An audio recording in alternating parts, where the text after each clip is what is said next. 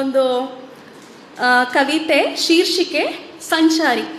ನಾವು ಕೆಲವೊಂದು ಸರಿ ಇರೋ ಪ್ಲೇಸ್ ಆಗಿರ್ಬೋದು ಅಥವಾ ನಾವು ಮಾಡ್ತಿರೋಂಥ ಕೆಲಸ ಆಗಿರ್ಬೋದು, ಇದ್ರಕ್ಕಿಂತ ಬೆಟರ್ ಸಿಗ್ಬೋದು ಅನ್ನೋ ಒಂದು ಆಸೆಗೆ ಚೇಂಜ್ ಮಾಡ್ತಾ ಇರ್ತೀವಿ.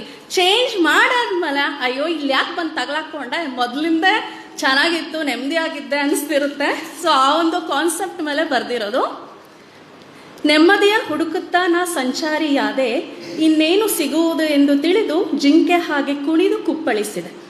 ಅದನ್ನು ಪಡೆಯಲು ಹತ್ತಿರ ಹೋದೆ, ಇನ್ನೂ ಹತ್ತಿರ ಹೋದೆ, ಕೊನೆಗೆ ಕಾದಿತ್ತು ನನಗೆ ನಿರಾಸೆ, ಇದಕ್ಕೆಲ್ಲ ಕಾರಣ ನನ್ನ ದುರಾಸೆ.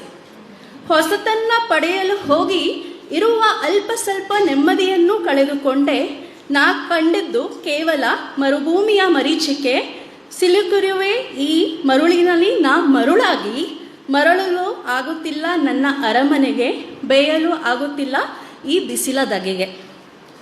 ಈಗ ನೋಡುತ್ತಿರುವೆ ನನ್ನ ಬದುಕನ್ನೇ ನಾನು ಪ್ರೇಕ್ಷಕಳಾಗಿ, ಬಯಸಿ ಬಂದ ನೆಮ್ಮದಿ ಸಿಗುವುದೇ, ಇಲ್ಲವೇ ಮರೆಯಾಗಿ ಹೋಗುವೇನೋ ಈ ಮರುಭೂಮಿಯಲ್ಲಿ.